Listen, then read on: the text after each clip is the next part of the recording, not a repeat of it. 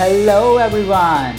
Welcome to the Layman Way, where we strive to bring the explanation of the key concepts in a very fun and engaging way. Concepts from the field of UPSC, PSC, CAT, you name it, we have it. And guys, we are trying to create a big impact by providing free quality education so that everyone can get access to this education and you can be a part of this revolutionary journey by doing just few things, liking and sharing the video and subscribing to the channel.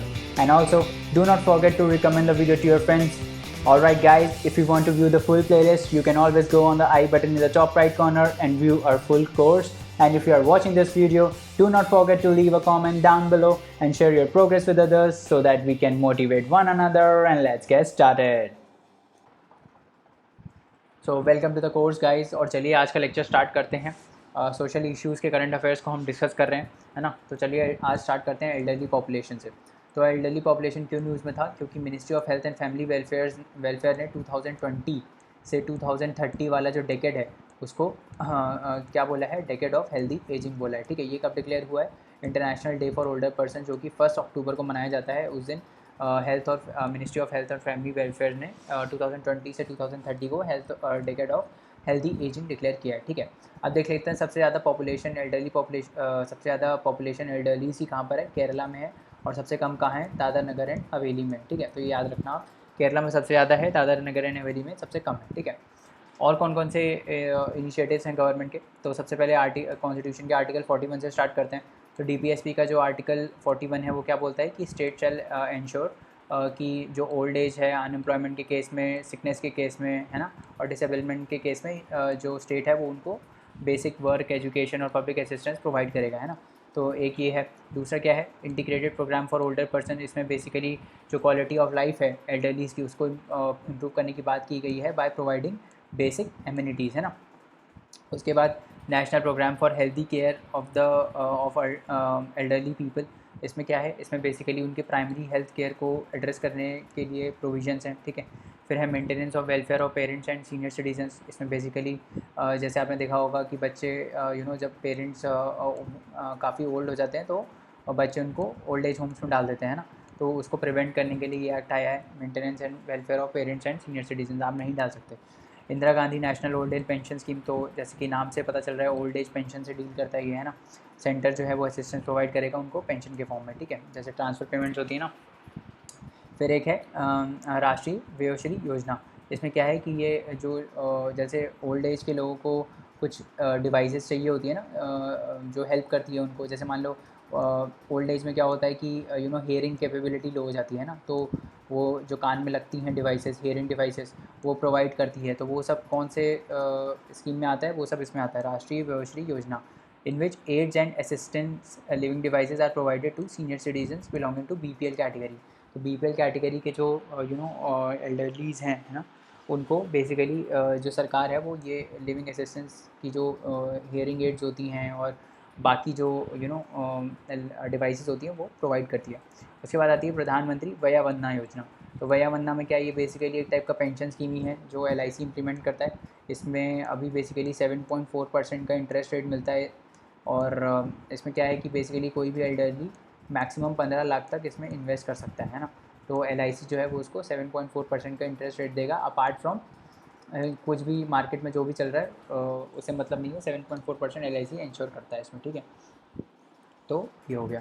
आगे बढ़ते हैं। अब manual scavenging की बात करते हैं। Manual scavenging होता क्या है? तो जैसे आपने देखा होगा जो सेप्टिक टैंक्स होते हैं, सीवर्स को साफ़ करने वाले जो लोग होते हैं ना, उसको हम बोलते हैं मैनुअल स्कैवेंजर्स, है ना। तो जो नाली वगैरह साफ़ करते हैं, टॉयलेट वगैरह साफ़ करते हैं, उनको बोलते हैं मैनुअल स्कैवेंजर्स। ठीक है, उसी प्रोसेस को बोलते हैं मैनुअल स्कैवेंजिंग। ठीक है, ये गलत चीज़ है क्योंकि बहुत ही अनहाइजीनिक होता है, सैनिटेशन इंश्योर नहीं होता है, इसमें डेथ्स भी बहुत ज़्यादा होती हैं। ठीक है, तो ये न्यूज़ में इसलिए था क्योंकि मिनिस्ट्री ऑफ हाउसिंग और हेल्थ अफेयर्स जो है उसने सफाई मित्र सुरक्षा चैलेंज को लॉन्च किया है, जिसमें ये 243 सिटीज़ में इम्प्लीमेंट होगा, और उसमें मैनुअल स्कैवेंजिंग को एलिमिनेट करने की बात की गई है बाय 2021। ठीक है, तो मैनुअल स्कैवेंजिंग क्या होता है? It is a practice of manual cleaning of human excreta from service और ड्राई लैट्रिन्स। ठीक है, तो जो ड्राई लैट्रिन्स होते हैं और सर्विस ड्रेन्स होते हैं, उनसे जो ह्यूमन एक्सक्रीटा है उसको साफ़ करने के लिए जो लोग काम करते हैं उनको मैनुअल स्कैवेंजर्स बोलते हैं, और इस प्रोसेस को मैनुअल स्कैवेंजिंग बोलते हैं। अंडर द कैंपेन, इस कैंपेन में होगा क्या? सफाई मित्र सुरक्षा चैलेंज जो ये कैंपेन है इसमें होगा क्या? Sewers and septic tanks in 243 cities will be mechanised होगा, ताकि इनकी ज़रूरत ना पड़े, इन मैनुअल क्लीनिंग की ज़रूरत ना पड़े, ठीक है। ये इंश्योर होगा। और एक हेल्पलाइन क्रिएट किया जाएगा, जिसमें अगर मान लो आप स्पॉट करते हो कि कहीं ऐसा मैनुअल स्कैवेंजिंग हो रहा है, तो आप उस हेल्पलाइन नंबर पे कॉल करके, है ना, आप उस हेल्पलाइन नंबर पे कॉल करके आप ये कंप्लेन कर सकते हो, ठीक है। उसके बाद क्या है, उसके बाद it will prevent the loss of life due to hazardous cleaning of sewers and septic tanks. जैसे कि मैंने बोला कि बहुत डेथ्स होती हैं इसकी वजह से, तो वो प्रिवेंट हो जाएगा, ठीक है। It is also a part of स्वच्छ भारत अभियान, है ना। स्वच्छ भारत अभियान का एक पार्ट है ये क्लीन इंडिया इनिशिएटिव का। तो सैनिटेशन सबसे पहले देख लेते हैं कौन से सब्जेक्ट में आता है। तो सैनिटेशन इज स्टेट सब्जेक्ट, है ना। इंडियन कॉन्स्टिट्यूशन और कौन से कॉन्स्टिट्यूशनल प्रोविजन है मैनुअल स्कैवेंजिंग से रिलेट करते हुए, तो आर्टिकल 17 जिसमें अनटचेबिलिटी बैन करते हैं, है ना। एंड और एक और है protection of civil rights act 1955 that prohibits compelling anyone to practise manual scavenging, sorry. तो ये जो है ये क्या है, ये कॉन्स्टिट्यूशनल प्रोविजंस हैं, ठीक है। उसके बाद और क्या क्या है, नेशनल कमीशन फॉर सफाई कर्मचारी एक्ट आया था 1993 में। तो ये जो नेशनल कमीशन फॉर सफाई कर्मचारीज एक्ट है, इससे बेसिकली नेशनल कमीशन फॉर सफाई कर्मचारी इस्टेब्लिश हुई थी। तो इनिशियली ये एक स्टैट्यूटरी बॉडी थी, बट 2004 के बाद it is working as a non statutory body. तो ये बहुत ही इंपॉर्टेंट है, ये ध्यान रखना कि ये जो नेशनल कमीशन फॉर सफाई कर्मचारी जो बॉडी है, ये एक नॉन स्टैट्यूटरी बॉडी है। ऑल्दो ये एक एक्ट से बनी है, बट इनिशियली ये स्टैट्यूटरी बॉडी थी, बट 2004 के बाद it is acting as a non statutory body. तो ये बेसिकली क्या करती है, जो सफाई कर्मचारी होते हैं उनके वेलफेयर के लिए काम करती है, ठीक है। तो कोई भी बॉडी किसी पर्टिकुलर चीज़ के लिए बनी होती है ना, जैसे national commission for SC, national commission for ST, जैसे कि मैं बताता हूँ, वो उनके वेलफेयर के लिए ही काम करती है, ठीक है। तो कोई भी ऐसी नेशनल कमीशन आ जाए, उनमें एक आप ब्रॉड मीन्स का आंसर बना सकते हो। कुछ कुछ पॉइंट्स जो हैं वो ब्रॉड आप लिख सकते हो हर किसी में, बस नाम चेंज कर देना कि ये सफाई कर्मचारी के लिए, ये एससी के लिए, ये ओबीसी के लिए, ये एसटी के लिए। समझ में आ रहा है। न्यूज़ में एक और पिछले साल आई गेस ये न्यूज़ में था, बंदीकूट बेसिकली एक रोबोट है जो केरला में जो मैनहोल्स होते हैं उसको क्लीन करने के लिए यूज़ होता है। तो ऐसे इनिशिएटिव्स हैं जो मैनुअल स्कैवेंजिंग को प्रिवेंट करते हैं। फिर एक सैनिटेशन एंड हाइजीन फंड है जिसको SHF बोलते हैं। ये किसने लॉन्च किया, यूनाइटेड नेशन ने लॉन्च किया है इस फंड को। क्या करता है, ये ग्लोबल फाइनेंसिंग मैकेनिज्म है। ये क्या करेगा, क्या इट विल प्रोवाइड एस्लेट funding to countries with heaviest burden of diseases stemming from the lack of sanitation services and least ability to respond. तो जहाँ पे ऐसी कंट्रीज़ जहाँ पे बहुत गंदगी होती है, सैनिटेशन इंश्योर नहीं हो रहा है ना, बहुत गंदगी से लोग रह रहे हैं, तो उनको ये फ़ंड देगा ताकि वो इंफ्रास्ट्रक्चर डेवलप कर पाएँ और बेटर सैनिटेशन फैसिलिटीज़ को प्रोवाइड कर पाएँ, ठीक है। It aims to raise $2 billion over the next 5 years to support these efforts, ठीक है। तो $2 बिलियन रेज करेगा इस एफर्ट को सपोर्ट करने के लिए। It is hosted by UN office for project services, ठीक है। स्वच्छ अभियान ऐप आया है। ये किसने लॉन्च किया है, स्वच्छ अभियान ऐप, ये ministry of social justice and empowerment ने लॉन्च किया है। तो ये आपको याद रखना है कि ये जो स्वच्छता अभियान ऐप है, ये किसने लॉन्च किया है, ministry of social justice and empowerment ने। क्या करेगा, it will help identify and geo tag data of insanitary latrines and manual scavengers. तो जहाँ जहाँ भी ये इनसैनिटरी लैट्रिन्स हैं और जहाँ जहाँ भी मैनुअल स्कैवेंजिंग प्रैक्टिस हो रही है, उसको जियो टैग करेगा, मतलब लैटीट्यूड लॉन्गिट्यूड उसका टैग करेगा उस ऐप में, है ना, ताकि वहाँ जाके इन्वेस्टिगेशन हो पाए, ठीक है, और उसको प्रिवेंट किया जा सके।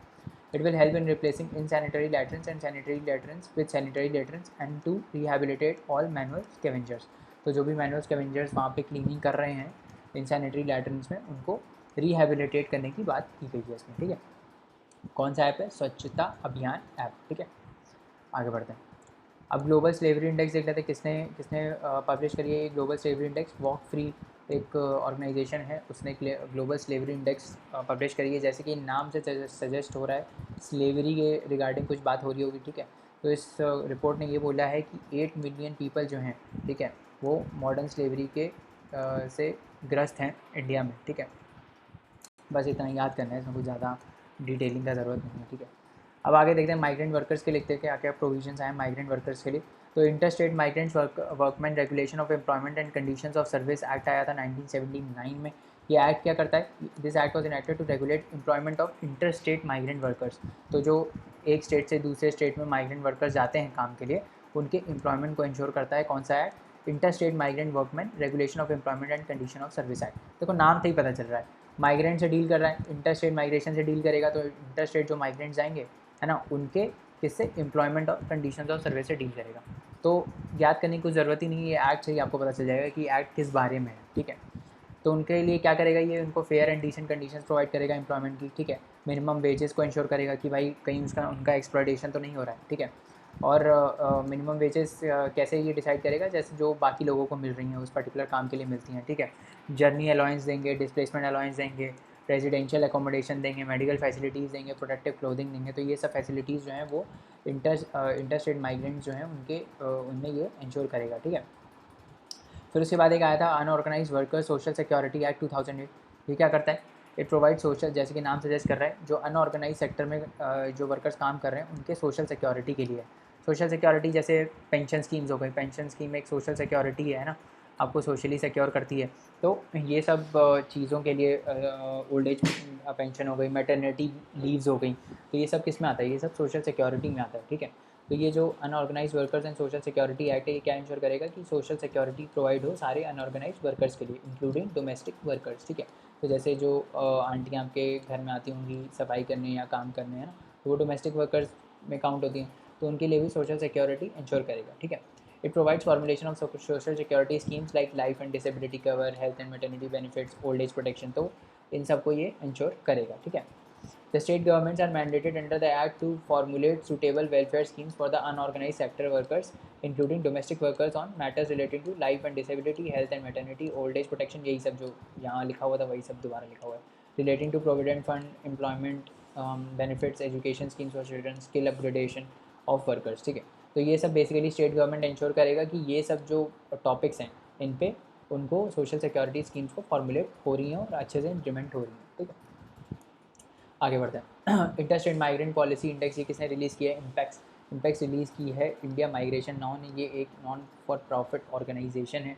ये क्या करती है बेसिकली, ये रैंक करती है सारे स्टेट्स को किस कौन से पैरामीटर पे रैंक करती है, माइग्रेंट इंटीग्रेशन पॉलिसीज़ पे इसको रैंक करती है। तो जिन जिन स्टेट्स में जो माइग्रेंट्स के रिलेटेड जो जो पॉलिसीज़ हैं ना, उस हिसाब से कि पॉलिसीज़ कैसी हैं, प्रोविजंस कैसे हैं, उस हिसाब से ये इनको रैंक करती है। तो ये बेसिकली कौन कौन से एरियाज़ को एग्जामिन करती है, जैसे चाइल्ड राइट्स हो गए, एजुकेशन हो गया, हेल्थ हो गया, सैनिटेशन हो गया, हाउसिंग हो गया, पॉलिटिकल इंक्लूजन होगा, तो इन सबको ये रैंक करती है। आपको बस ये याद रखना है कि inter state migrant policy index जो है वो रिलीज़ कौन करता है, इंडिया माइग्रेशन नाउ, और किससे रिलेटेड है, माइग्रेंट इंटीग्रेशन पॉलिसी से रिलेटेड है, ठीक है।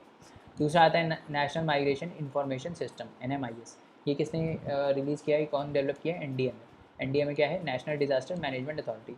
तो नेशनल डिजास्टर मैनेजमेंट अथॉरिटी ने नेशनल माइग्रेंट इंफॉर्मेशन सिस्टम को लाया है, ठीक है। तो ये है क्या बेसिकली, ये एक सेंट्रल ऑनलाइन रिपोजिटरी है on migrant workers to facilitate their seamless movement across state, ठीक है। तो ये बेसिकली एक ऐसी रजिस्टर टाइप का है जिसमें सारे माइग्रेंट वर्कर्स की इंफॉर्मेशन है, ठीक है, ताकि ये जब भी माइग्रेंट जो हैं वो एक स्टेट से दूसरे स्टेट में मूव करें तो बहुत ही हैसल फ्री मूवमेंट हो पाए, है ना। और जो गवर्नमेंट है वो उनको फैसिलिटीज़ और सोशल सिक्योरिटी बेनिफिट्स जो हैं वो प्रोवाइड कर पाएँ, ठीक है। और क्या क्या है, it will help in speedy interstate communication and coordination, normal सी स्टेटमेंट है। It has additional advantages like contact tracing which may be useful in overall कोविड-19 रिस्पॉन्स, ठीक है। कॉन्टैक्ट ट्रेसिंग में भी हेल्प करेगा, मान लो किसी माइग्रेंट वर्कर को कोविड है, ठीक है, तो उसने किसको किसको फैलाया ये हमको पता चल जाएगा, अगर ये हमको पता चल जाएगा कि वो कौन से स्टेट से माइग्रेट हुआ है, ठीक है। National database for organised workers, तो ये किसने कौन कौन रिलीज़ करता है, ये मिनिस्ट्री ऑफ फाइनेंस रिलीज़ करता है, ठीक है। National database for unorganised worker कौन रिलीज़ करता है, मिनिस्ट्री ऑफ फाइनेंस रिलीज़ करता है क्या ये first ever national database of organised sector में जो वर्कर्स काम कर रहे हैं, जैसे माइग्रेंट वर्कर्स का था ना यहाँ पे कहाँ गया, जैसे यहाँ पे माइग्रेंट वर्कर्स का था वैसे ये अनऑर्गेनाइज सेक्टर के वर्कर्स का है, इसमें माइग्रेंट वर्कर्स भी इंक्लूडेड हैं, ठीक है। इसका एम क्या है, it will provide a platform for workers and employers and for the government to implement specific programmes for such labourers, ठीक है। तो इन सब जो भी ऐसे रजिस्टर होते हैं जिसमें ये डेटा कैप्चर किया जाता है, उनका बेसिक मोटिव यही होता है कि हम इस डेटा को एनालाइज करके हम इन लोगों के स्पेसिफिक बेटर टारगेटिंग कर पाएँ हम पॉलिसीज़ की, ठीक है। तो यही सबका मोटिव होता है। Ministry of labour and employment has incised development of national database of unorganised workers seeded with Aadhaar, ठीक है। Help workers to share information about their skills which in turn will make it easy for employers to find a suitable person। तो उनकी employment को बढ़ावा मिलेगा इससे, है ना। गवर्नमेंट के पास अगर इन्फॉर्मेशन होगी तो वो एम्प्लॉयर्स को ये इन्फॉर्मेशन पास कर सकती है और एम्प्लॉयर्स अपने सूटेबल स्किल के हिसाब से उनको हायर कर सकते हैं, ठीक है। चलो आगे बढ़ते हैं। एजुकेशन की बात करें तो सबसे ज़्यादा न्यूज़ में एजुकेशन क्यों होता है, क्योंकि न्यू एजुकेशन पॉलिसी आई है। देख लेते हैं न्यू एजुकेशन पॉलिसी में क्या क्या मेजर पॉइंट्स हैं। तो सबसे पहले तो मिनिस्ट्री ऑफ ह्यूमन रिसोर्स जो MHRD है हमारी, ministry of human resource and development, उसका नाम चेंज करके मिनिस्ट्री ऑफ एजुकेशन कर दिया गया है, ठीक है। तो एजुकेशन पे फोकस होने वाला है, ठीक है। स्कूल एजुकेशन की अगर हम बात करें तो अर्ली चाइल्डहुड केयर और एजुकेशन जो है उसको फोकस किया गया है। अर्ली चाइल्डहुड केयर मतलब जो बहुत ही जो छोटे बच्चे होते हैं ना 3 से 6 साल वाले, उनको हम यूनिवर्सल एक्सेस देंगे एजुकेशन का। तो कैसे देंगे, ये करेंगे कैसे? तो जनरली जो ये बहुत छोटे बच्चे होते हैं वो स्कूल में तो जाते नहीं हैं, वो कहाँ जाते हैं? आंगनवाड़ीज़ में, और वो चाइल्ड केयर जो इंस्टीट्यूशंस होते हैं वहाँ जाते हैं। तो हम ये इंश्योर करेंगे कि ये जो आंगनवाड़ीज़ हैं और जो भी ये चाइल्ड केयर इंस्टीट्यूशंस हैं यहाँ पे उनको प्री एजुकेशन मिल पाए, ठीक है। और क्या क्या है करिकुलम में चेंज किया गया है ना। पहले जो 10+2 चलता था कि 10th क्लास तक आप जाओ, उसके बाद 2 साल 11th-12th अलग से था और 10th तक अलग से था। 10+2 चलता था अभी तक, अब क्या होगा 5+3+3+4 होगा। तो ये जो नया डिज़ाइन है स्ट्रक्चर में, क्या है 5 साल का क्या है 1 to 6। तो क्लास 1 से क्लास 6 तक 5 साल का ये रहेगा, फिर class 3rd to class 5th 3 साल का ये रहेगा, फिर क्लास 6 से क्लास 8 3 साल का ये रहेगा, और फिर फाइनली 9 to 12th जो है वो आखिरी के 4 साल रहेंगे, ठीक है। वोकेशनल एजुकेशन पे फोकस किया गया है ना। स्किल प्रैक्टिकल जो एजुकेशन होती है, जैसे प्लम्बिंग का काम हो गया है ना, मोबाइल फ़ोन को सही करने का काम होगा, ये सब क्या है वोकेशनल एजुकेशन है ना।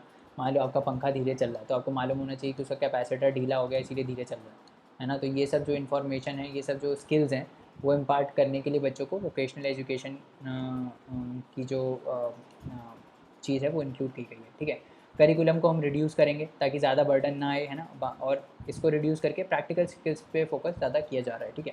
क्रिटिकल थिंकिंग को बढ़ावा दिया जाएगा। Freedom of choosing a variety of subject combination, बहुत सारे सब्जेक्ट्स होंगे जिसमें आप चूज़ कर सकते हो, जो आप इंटरेस्टेड हो उसमें चूज़ करो। कंटेम्प्रेरी सब्जेक्ट्स जो हैं जैसे आर्टिफिशियल इंटेलिजेंस वगैरह हो गया है ना, डिज़ाइन थिंकिंग हो गया, और ग्लोबल सिटीजनशिप एजुकेशन हो गया, ऑर्गेनिक लिविंग हो गया। ऐसे सब्जेक्ट जो अनकन्वेंशनल सब्जेक्ट्स हैं ना, इनको भी इंक्लूड किया जाएगा, ठीक है। आपने देखा होगा इंडिया में बहुत हाइप है मैथ्स और साइंस और इन सब का, है ना। ज़्यादा से ज़्यादा लोग यही लेते हैं, है ना, मैथ साइंस बायो, यही लोगों के दिमाग में आता है, और कॉमर्स हो गया। तो इसके अलावा भी जो बाकी सब्जेक्ट्स हैं उन पे भी फोकस किया जाएगा, ठीक है। लैंग्वेज अगर हम देखें तो मीडियम ऑफ इंस्ट्रक्शन जो है वो क्लास 5th प्रेफरेबली 8th तक या उसके बियॉन्ड भी होम लैंग्वेज, मदर टंग या फिर लोकल लैंग्वेज में इंस्ट्रक्शन दिया जाएगा, ठीक है। एक लैंग्वेज ऑफ इंडिया प्रोजेक्ट होगा जो सारे बच्चों को लेना पड़ेगा किस स्कीम के अंदर, एक भारत श्रेष्ठ भारत इनिशिएटिव के अंदर, ठीक है। Inter state basically inter state mix up करने के लिए ये एक भारत श्रेष्ठ भारत इनिशिएटिव है ना, ताकि डिफरेंट डिफरेंट स्टेट यूटीज़ के लोग आपस में इंटरेक्ट कर पाएँ, ठीक है। तो उसके अंदर आपको ये जो बच्चे हैं उनको लैंग्वेजेस ऑफ इंडिया एक प्रोजेक्ट है वो करना पड़ेगा, ठीक है। 3 लैंग्वेज फॉर्मूला जो है वो ग्रेटर फ्लेक्सिबिलिटीज़ के साथ इंप्लीमेंट होगा। जो क्लासिकल लैंग्वेजेस हैं जैसे संस्कृत, तमिल, तेलुगु, कन्नड़, मलयालम, उड़िया, है ना, ये भी अवेलेबल होंगी अब स्कूल्स में एज एन एडिशनल ऑप्शन। जैसे ऑप्शनल सब्जेक्ट्स होते हैं ना, वैसे ये भी अवेलेबल होंगी in addition to Pali, Persian and Prakrit, ठीक है।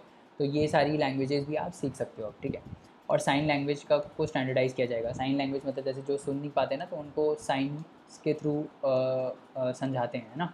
तो वो जो साइन लैंग्वेज जो है उसको स्टैंडर्डाइज़ किया जाएगा अक्रॉस कंट्री, उसका भी एक प्रॉपर स्टैंडर्ड करिकुलम बनाया जाएगा।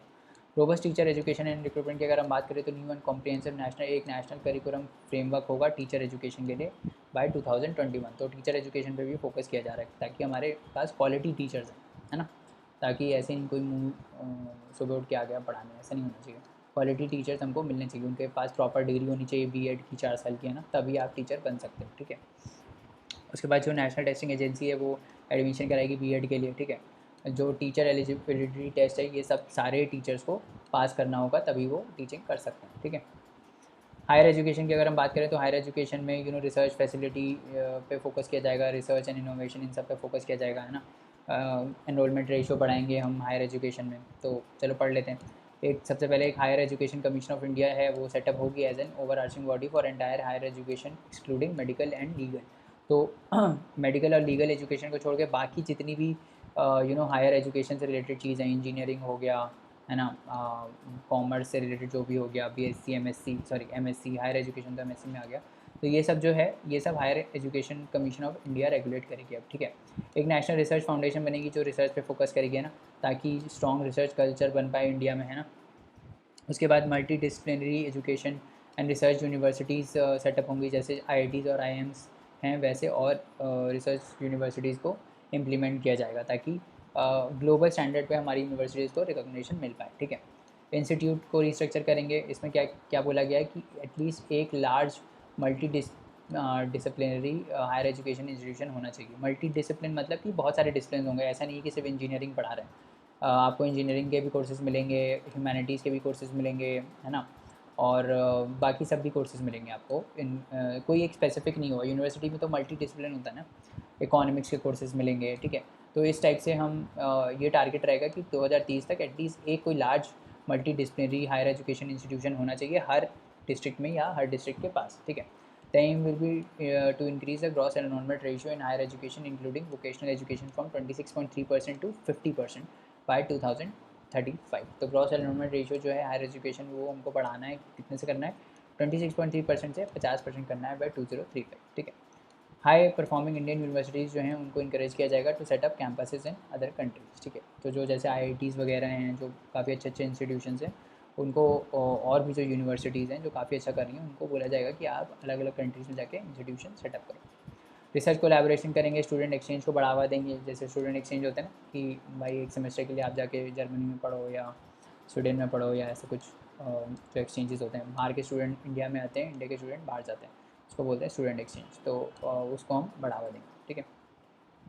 फाइनेंसिंग एजुकेशन की अगर हम बात करें तो सेंटर और जो स्टेट हैं वो एक साथ काम करेंगे और पब्लिक इन्वेस्टमेंट जो है एजुकेशन पे वो हम बढ़ाएंगे। अभी बहुत कम है, उसको 6% ऑफ GDP करना है। ये टारगेट है कि एजुकेशन पे जो खर्चा होना है वो इन्वेस्टमेंट जो है वो 6% ऑफ GDP करना है, ठीक है। Policy calls for the promotion and support for private philanthropic activity in education sector, ठीक है। तो हम जो फिलैंथ्रोपिक एक्टिविटीज़ हैं उनको एजुकेशन सेक्टर में बढ़ावा देंगे, ठीक है। टेक्नोलॉजी को बढ़ावा देंगे, उसके लिए नेशनल एजुकेशन टेक्नोलॉजी फोरम बनाया गया है। ये क्या है, नेशनल एजुकेशन टेक्नोलॉजी फोरम एक ऑटोनॉमस बॉडी है ना। ये क्या करेगी, ये एक प्लेटफॉर्म क्रिएट करेगी जिसमें आइडियाज़ को एक्सचेंज कर सकते हो आप फ्रीली, है ना, कि टेक्नोलॉजी को हम यूज़ कैसे करें। और इससे क्या होगा कि लर्निंग इन्हांस होगी, है ना, असेसमेंट होगा, बेटर असेसमेंट, प्लानिंग और एडमिनिस्ट्रेशन हो पाएगा, ठीक है। अप्रोप्रिएट इंटीग्रेशन करेंगे टेक्नोलॉजी का हर लेवल पे एजुकेशन के साथ, ठीक है। सेंटर और स्टेट साथ में काम करेंगे ताकि फिर से दोबारा आ गया 6% GDP पे खर्चा हो पाए, ठीक है। Appropriate integration of all levels.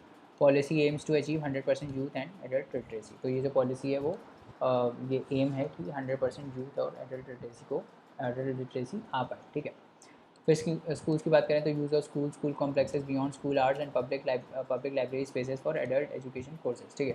तो आप स्कूल में रह सकते हो, जब मान लो स्कूल ख़त्म हो गया, मान लो आपका 2 बजे स्कूल ख़त्म होता है, आप उसके बाद भी वहाँ पे रह के लाइब्रेरी का यूज़ कर सकते हो, तो वो सब प्रोविजंस आएंगे, ठीक है। Quality technology based option for adult earning such as online courses लाएंगे। जैसे MOOC होता है ना, NPTEL के कोर्सेज़ हो गए, है ना। तो ये सब क्या है, सब ऑनलाइन कोर्सेज़ को हम लाएंगे। सैटेलाइट बेस्ड TV चैनल्स लाएंगे जहाँ पे जो घर बैठे आप पढ़ाई कर सकते हो, ठीक है। ICT इनेबल्ड इक्विप्ड लाइब्रेरीज होंगी, एडल्ट एजुकेशन सेंटर्स होंगे। तो ये सब के बारे में बात की गई है। Indian language arts and culture को हम प्रमोट करेंगे, ठीक है।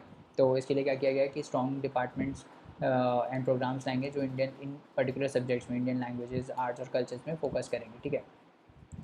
और इसको हम क्या करेंगे, इसको हम डेवलप करेंगे अक्रॉस द कंट्री, पूरी कंट्री के अक्रॉस हम लॉन्च करेंगे। और इसमें डिग्रीज़ लाएंगे including 4 years of BEd dual degree. तो मान लो आपको टीचिंग करनी है आर्ट्स में, आपको टीचिंग करनी है कल्चर में, तो उसके लिए भी आपको अब 4 साल की BEd डिग्री ज़रूरी है, ठीक है।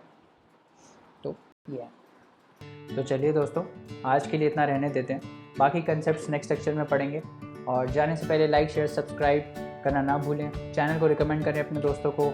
और आप हमको अपने डाउट्स और क्वेरीज़ जो हैं वो queries@thelaymanway.com पे भेज सकते हैं, जहाँ पे हम आपका रिप्लाई इंस्टेंटली करेंगे। तो चलिए नेक्स्ट लेक्चर में मिलते हैं, तब तक पढ़ते रहिए, हार्ड वर्क करते रहिए। Thank you so much, bye bye and take care.